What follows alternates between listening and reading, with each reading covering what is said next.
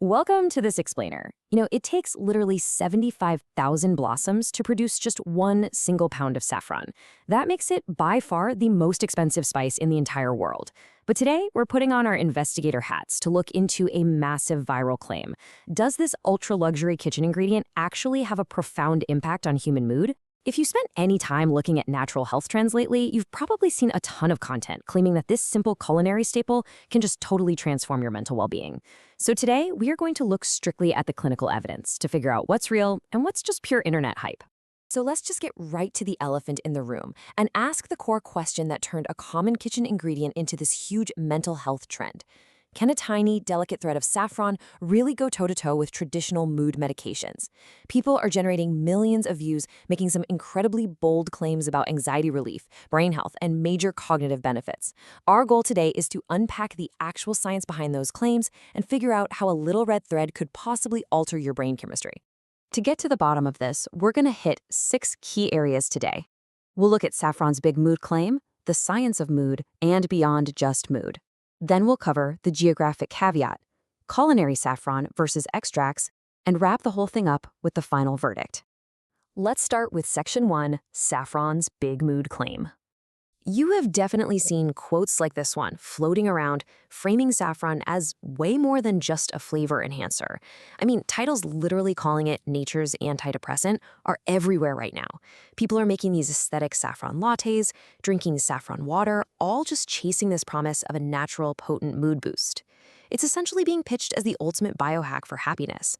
But as we know, extraordinary claims require extraordinary evidence. Moving right along to part 2. The science of mood. Okay, let's actually look at the clinical reality here. When we break down where saffron has been proven to work, that top row is pretty striking. There is in fact strong scientific support showing that saffron improves mood, specifically in cases of depression. So that isn't just internet noise. The data absolutely backs it up. But as you move down the list of claims, you start to see the effects really taper off. We're looking at modest effects for sleep and PMS, limited support for cognitive gains in things like dementia, and spoiler alert, absolutely zero convincing impact on weight loss. But what's absolutely wild about the mood data is the depth of the support.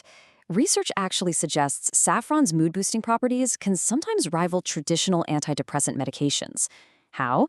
Well, it's believed to protect the brain against oxidative stress and reduce neuroinflammation, so it's actively altering the brain's chemistry for the better. Even cooler, the clinical evidence points to possible added benefits when saffron is used alongside traditional medication. So, strictly in the context of mood and depression, the hype, yeah, it's largely justified by the clinical trials. Which brings us to Section 3, beyond just mood. Now, here's where we have to separate the actual science from the wellness influencer fluff. You might get some modest, clinically backed help with sleep quality or managing PMS symptoms, which is great, don't get me wrong, but we have to entirely debunk the viral myth that saffron is going to magically help with weight loss or appetite control. The science simply does not support that. If you're dropping a fortune on saffron hoping to shed pounds, the data shows you're going to have zero impact and you're just going to be disappointed. Next up, number 4, the geographic caveat. This right here is a massive plot twist in the scientific literature. According to medical reviews, the vast majority of the successful clinical trials demonstrating these incredible mood benefits all originate from one specific region, Iran. And you might be wondering, why does that matter? Well, when scientists look at data, they want to see it replicated globally across highly diverse populations, just to make absolutely sure the results are universal. So this huge geographical skew forces us to ask some pretty critical questions. Are these incredible mood benefits actually universally applicable to everyone? Or are the results being influenced by unique cultural diets in the region? Maybe it's the exceptional quality of the local saffron plant being used in these specific trials. Or could there even be genetic differences in how certain populations respond to this exact spice? The data doesn't fully answer this yet, but it is a vital piece of context you have to keep in mind when you're evaluating the research. All right, moving to part 5, culinary saffron versus extracts. This is honestly the biggest bait and switch happening online right now. All those videos telling you to just drop a few threads of saffron into your water or your morning latte, they are completely missing the mark. The culinary saffron sitting in your kitchen pantry, which is incredibly expensive and used for flavor, is entirely non-standardized.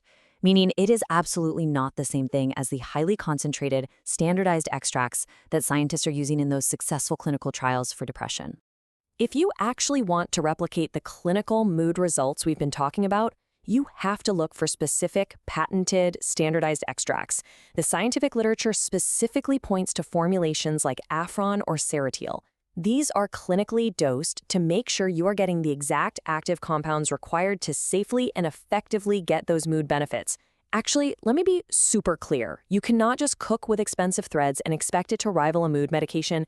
It just doesn't work that way. Finally, Section 6, the final verdict. So summing up this whole explainer for you. First, saffron is a legitimately powerful tool for mood that actually rivals some medications in clinical settings. That's real. Second, you have to keep in mind the geographic data limitations, since most positive trials are heavily skewed by Iranian studies. Third, to actually get these benefits, you absolutely must use clinically studied, standardized extracts like Saffron or Saffron, not your everyday cooking spices. And lastly, just ignore the hype about weight loss entirely. The science just isn't there. Saffron really proves that sometimes the line between the kitchen pantry and the pharmacy is a lot thinner than we think, provided we follow the clinical data, of course, and not just whatever is trending on social media. I'll leave you to ponder this final thought as we wrap up our investigation into the fascinating science of saffron. What else might be hiding in plain sight? Thanks so much for learning with us today.